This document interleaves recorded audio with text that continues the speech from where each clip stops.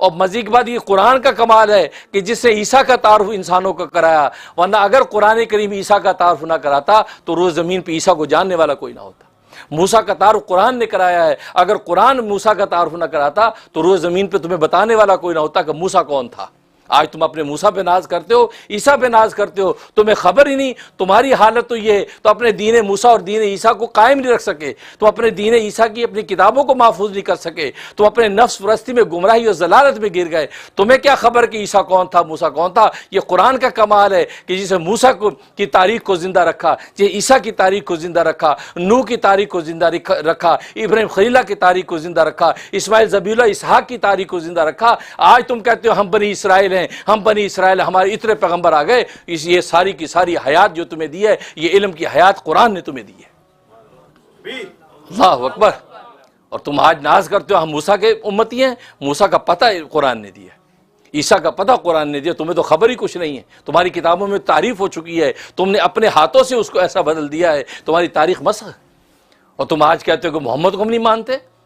मोहम्मद ही का तो कमाल है। और यही मोहम्मद की सच्चाई है कि उसे खुले दिल के साथ ईसा का भी जिक्र किया, खुले दिल के साथ मूसा का भी जिक्र किया। अगर मोहम्मद खुदा ना खासा वो अपनी तरफ से ये चीज़ें बना के लाते और वो गिल्टी होते तो वो कभी किसी दूसरे का जिक्र ना करते, अपना ही जिक्र करते। और ये इंसान की फितरत है कि वो आदमी अपना ही जिक्र करना चाहता है, किसी और का जिक्र नहीं करता। ये नबी का खुलकर ईसा का जिक्र करना, खुलकर मूसा की शान को बयान करना, इसका मतलब वाकई अल्लाह का कलाम है जो मोहम्मद के ज़बान से दुनिया सुन रही है।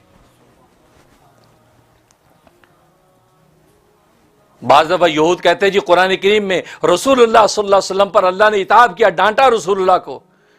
हाँ देखो, रसूल को डांटा, ये फप्ती उड़ाते हैं। लेकिन रब्बे काबा की कसम, रसूल पर इताब जो अल्लाह कुरान में उतार रहा है, यही तो इस कुरान के सच्चे होने की दलील है। अगर खुदा ना खास मोहम्मद अपनी तरफ से कलाम बना के लाते तो मोहम्मद के अपने ऊपर डांट को नाजिल करते, डांट वाली आयतें पेश करते, अपनी सुबकी वाली आयतें पेश करते। इसका मतलब वाकई अल्लाह का कलाम है जिसको मीन मान अमानत के साथ मोहम्मद ने इंसानों को बता दिया, मेरे खुदा ने एक अब्दुल्लाह इब्न मक्तूम नाबीना साहबी की वजह से मुझे डांटा, अब असा वतवल्ला कह दिया, साफ साफ बता दिया कि मुझे उस नाबीना साहबी की वजह से डांट पड़ी।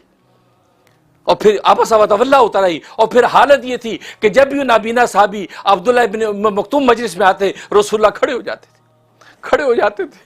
फरमाया कि ये वो शख्स है जिसकी वजह से मेरे अल्लाह ने मुझे डांटा है, मैं इसके एहतराम में खड़ा हो रहा हूँ, मैं इसके एजाज में खड़ा हो रहा हूँ। ये वो आता बनी रब्बी, मेरे रब ने इसकी वजह से मुझे इताब किया है।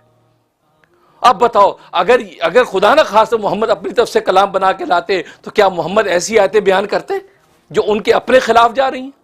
इसका मतलब ये कुरान सच्चा है, मोहम्मद सच्चा है। वमा हुआ अलल गैब बिज़नीन, कुरान ने कहा ये गैब की बातें बताने में बखील नहीं है, जो सुनता है वो साफ साफ कह देता है। इसलिए कुरान ने कहा वमा यंतिकु अनिल हवा इन हुआ इल्ला वाह्यु युहा, कहते ये जो नबी है ये अपनी तरफ से कोई बात नहीं कहता, जो आसमान से उतरता है वो साफ साफ तुम्हें सुना देता है।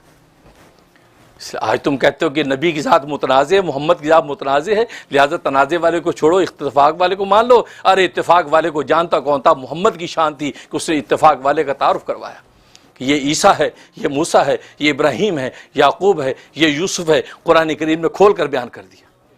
इसलिए इनका कहना ये उनकी हमाकत थी।